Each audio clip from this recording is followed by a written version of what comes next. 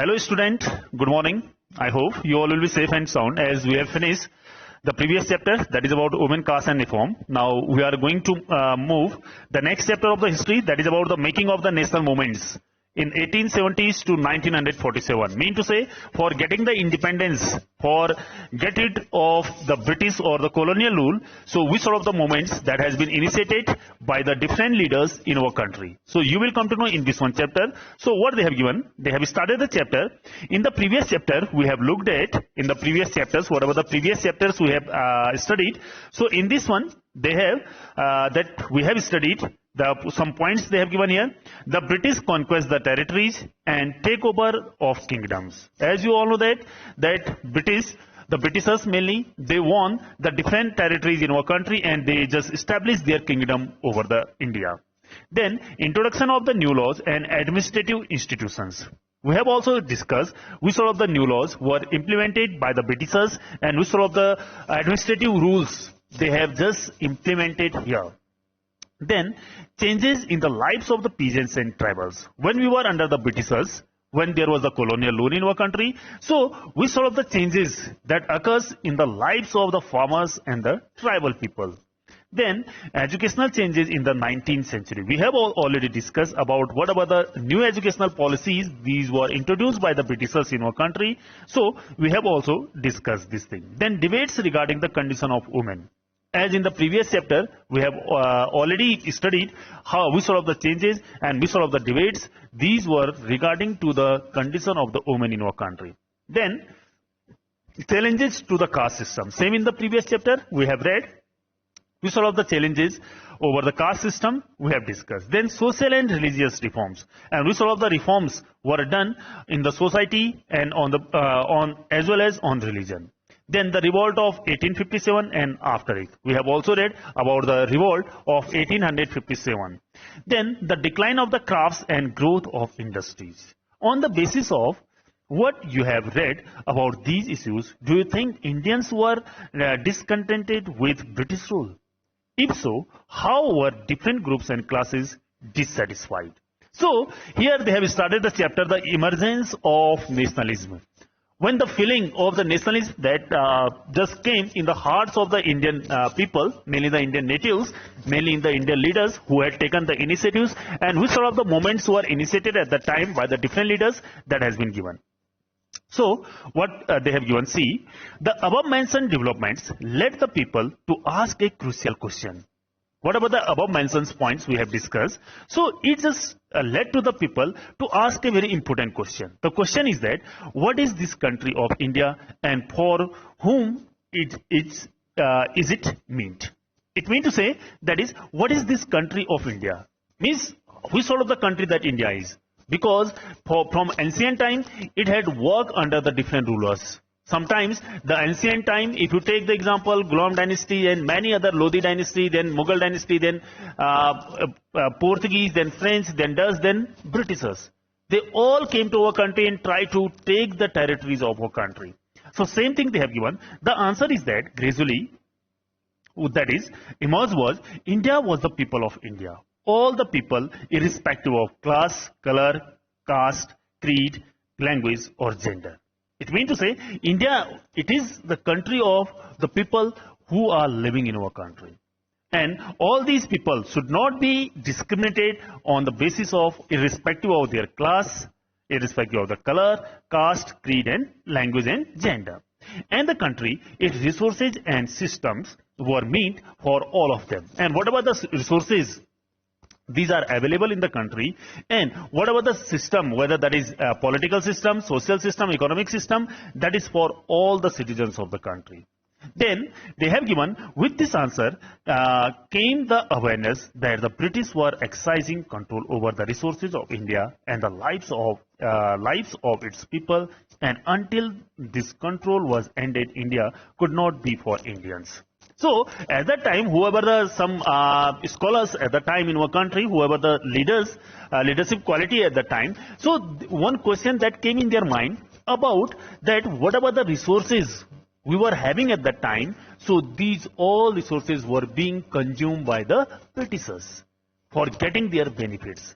So that is why this country can't be under, we can't say this is for Indians until this control was ended. India could not be for Indians until the British rule will be there. So we can't say this country for the Indians.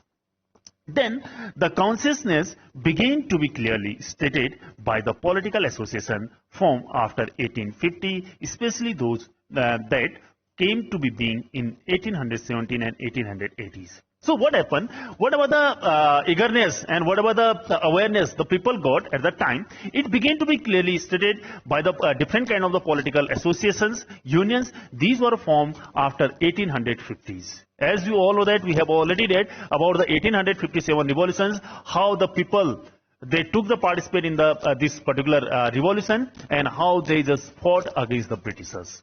Same thing they have given here. So these political associations also came again, they emerged in the year of 1870s and 80s.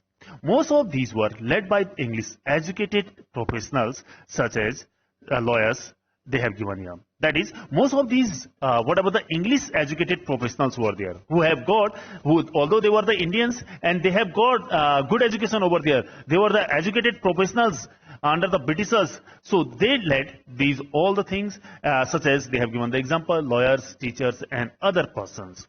The more important ones were the Pune, that is Sarvajanik Sabha, the Indian Association, the Madras Mahajan Sabha, the Bombay Presidency Association, and of course the Indian National Congress. Mean to say, whatever the association and whatever the organization name they have given here, these all the things were formed between the period of 1870s and 80s. Like they have given Sarvajanik Sabha, that was established in Pune, the Indian Association, the that is Madras Mahajan Sabha, the Bombay Presidency Association, even the Indian National Congress. These all the associations were formed during that time. Note the name, that is Pune Sarvajanik Sabha, the literal meaning of Sarvajanik for all the people. As we all know that Sarvajanik, that is publicly means for all the people. Like they have given here. Though many of these associations function in a specific part of the country, their goal were stated as the goals of all the people of India, not those of any one region, community or class. Although whatever the associations were formed at the time, whatever the organizations or unions were made by the Indians at that time, they were made in a specific, in a particular region or particular area of the country. But their goal, their aim was not only for that particular area or particular class or caste. This is for all the regions of the country and for all the people. They worked with the idea that the people should be sovereign. So these all the organizations, they worked with the idea of the people should be sovereign. Sovereign means to say it is a power which resides in the hands of the natives, in the hands of the people. And left side you can also see the sovereign, the capacity to act independently without outside interference. Mean to say the people of that particular country will have the supreme power. This is known as sovereign. If in Hindi, if I say this is known as Prabhusatta or Samprabhuta. Like this means if you are having the power to choose the leader for the country. That means to say. So then after they have given here a modern consciousness and a key feature of nationalism. This sovereign, this word, this became a one kind of the new feelings, a one kind of the awareness among the people and as well as for the features of the nationalism. In other words, they believe that the Indian people should be empowered to take decisions regarding their affairs.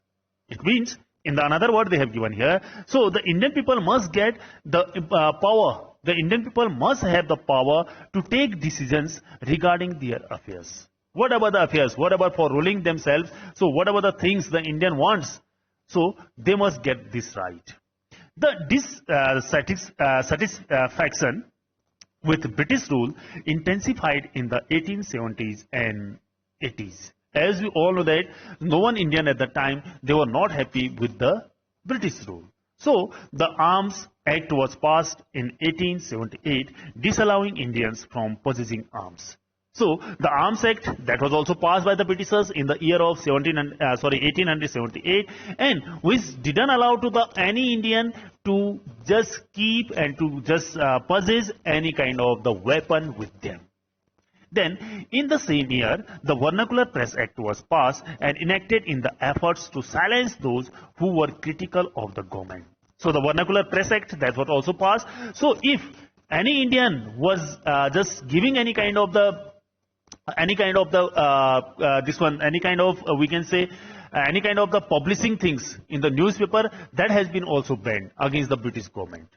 If I am a reporter, if I am just writing or saying something against the British government, so this act was passed, and this right also has been taken by the British government from the Indians. This act allowed the government to confiscate the assets of newspaper, including their printing presses, if the newspaper published anything that was found that is objectionable against the Britishers. As I have already told you, so if anything that has been published in the newspaper against the British government, so it is objectionable.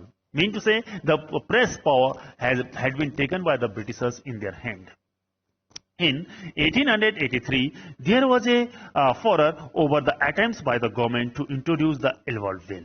So here again, in 1883, one more dominance, one kind of more act that was passed by the government to introduce the Elwald Bill. What the bill was that? The bill provided for the trial of British or European persons by Indians and sought equality between British and Indian judges in the country. So in this one bill, what happened? This bill provided for a trial of British or European persons by Indians. Means if any trial is going in the court for the Britishers and for any European, so trial can be taken by the Indian. And it also just try to sort the equality between British and Indian judges in the country. But when white opposition forced the government to withdraw the bill, Indians were enraged. So what happened? The whites, they didn't want this sort of the law in the country, so they opposed this one bill to withdraw this bill, to dismiss this one bill. But the Indians, they also raised their voice against this.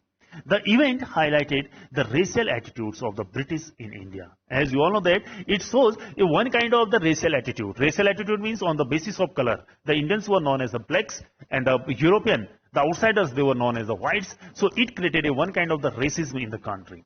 Then the need for an all India organization of educated Indian had been felt since 1880, but the Elwald Bill controversy depended their desire. So here, that is the need for an all India organization. Whatever the all Indian organizations were there in the different parts, they were formed. So this was for the educated Indians had been felt. They felt that since 1880s, but the Elwald Bill controversy depended this desire. So the controversy that continued with the Elwald Bill, where the Indians, some of the Indian judges were getting some rights. So then Indian National Congress was established when 72 delegates from all over the country met at Bombay in December 1885. It is quite important for you as well. That is, the Indian National Congress was established December 1885. This party is still working in our country, INC, Indian National Congress. You might have heard the name. So by the 72 delegates, by the 72 members from the different part of the country, they all met at Bombay in December 1885. The early leadership, Dadabhai Naroji, that is Firoz Mehta, Badruddin Tayyabji, W.C. Banerjee, Surendranath Banerjee, Ramesh Chandra Dutt, that S. Subramanya Iyer, among others, were largely from Bombay and Calcutta.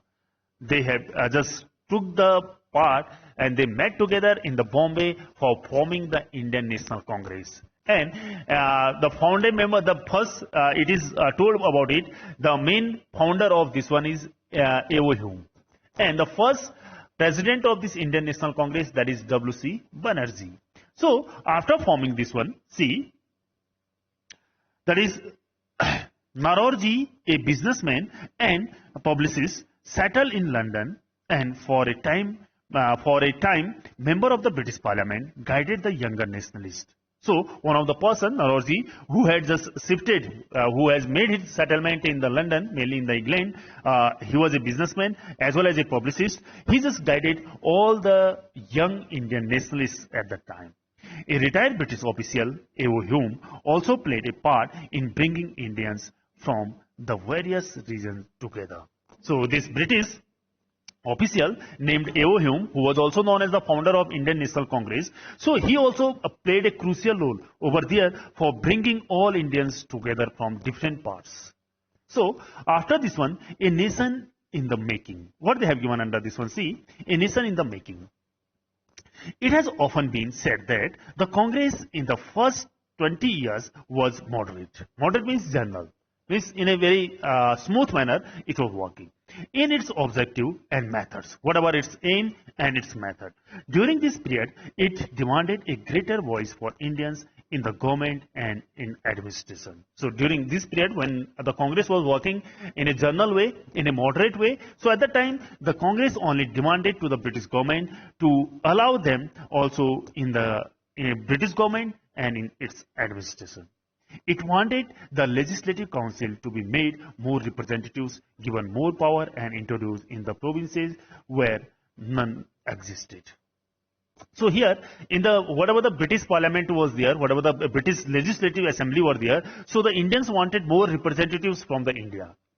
And as well as the Indian wanted more power and introduced the provinces that where none existed. It demanded that Indian be placed in the high position in the government. So also the Indian National Congress also demanded to the British government to get a high position in the government.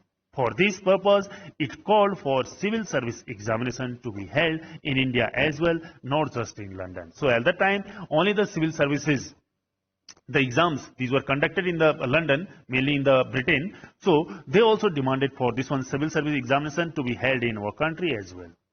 The demand for Indianization of the administration was a part of movement against racism, since most important jobs at that time were monopolized by the white officials. So here they have given, so the demand of the Indianization, mean to say to be the more powers that must be given to the Indians. So they just decided and they just told, and it was the main starting point of the movements against the racism, against whatever the discrimination were being done by them, Britishers mainly, on the basis of color, and most important jobs, whatever the most class 1 jobs were there, so the Indian also wanted to take the jobs, and as well as it was the time when the monopolies were the monopolies of the Britishers. Monopoly means only the Britishers had the power to take any kind of the decisions. So that is why they raised their voice, and the British generally assumed that Indian could not be given position or responsibility. And the Britishers, even they, after this one, they assumed that the Indian could not get this position as well as the responsibility. Since British officers were sending a major part of their large salaries home. Here they have given about the, so here, after this one, the British generally assumed that the Indian could not be given positions and responsibilities. Since British officers were sending a major part of their large salaries home, that is Indianization, it was hoped would also reduce the drain of wealth to England. So as you all know that whatever the resources that were at that time in our country, so whatever these were consumed by the British officials, they used to send this, all the things they used to send to their homes, but the Indianization, it was hoped would also reduce the drain of wealth to England. So they also, the Indians were also hoped, so they had to reduce their whatever the income, the source of income they were having, and that must be drain of wealth to the England. Then other demand included the separation of the judiciary from the executive. And the other demand by the Indians at that time to make the separate judiciary from the executive. The repeal of Arms Acts and freedom of speech and expression. To repeal means to undo. To whatever the Arms Act was there, that Indians were not allowed to keep with them any kind of the weapon. So to repeal it, to remove it, as well as the freedom of speech and expression. The early Congress also raised a number of economic issues over there. It declared that British rule had led to poverty and famines in the country and increase in the land revenue have improvised, that is peasants and zamindars, and export of grain to Europe had created food shortages. So also, what the Indian National Congress is told, it raised a number of economic, various kind of the economic issues, and it also told the Britisher was only the responsible for the poverty in our country, and what of the famine, जो भी अकाल यहाँ पे सूखा पड़ रहा है, this is just because of the Britishers. And that also the Britishers has imposed a huge kind of the taxes, revenue on the land, and that is why the land revenue has improvised by the peasants and zamindars, and exported of grains to Europe had created food shortages. And whatever the grains, whatever the production was being done here, so these all the things were exported to the England. That is why it created the food shortage, scarcity of food in our country. Then the Congress demanded reduction of revenue, cut in military expenditure, and more fund for irrigation. And the Congress also demanded to the British government to cut the military expenditure, whatever the expenditure, whatever the money they are spending on the military, so to cut it, to reduce it, and give more fund for the irrigation. It passed many resolutions on a salt tax, treatment of Indian laborers abroad, and the suffering of forest dwellers caused by an interfering forest administration. These all the problems as well, whatever the problem are being faced by the forest dwellers, mainly by the tribals, as well as the Indian laborers who are working in the abroad, who are working in the outside, and as well as whatever the taxes they put on the different kind of the essential items to remove it. All this shows that despite being a body of educated elite, the Congress did not talk only on behalf of the provincial groups, zamindars and industrialists. So here the Congress mainly, despite being a body of educated elites, educated persons who are there, so the Congress did not talk only for the professional and the wealthier sections or the zamindars. It just raised its voice for all the citizens, whether you are professional, whether you are a poor person. Then the moderate leaders wanted to develop public awareness about the unjust nature of British rule. So whoever the leaders were there in the Congress, so they wanted to develop the public awareness. They wanted to just aware the people about the unjust nature of the unjust rule of the Britishers.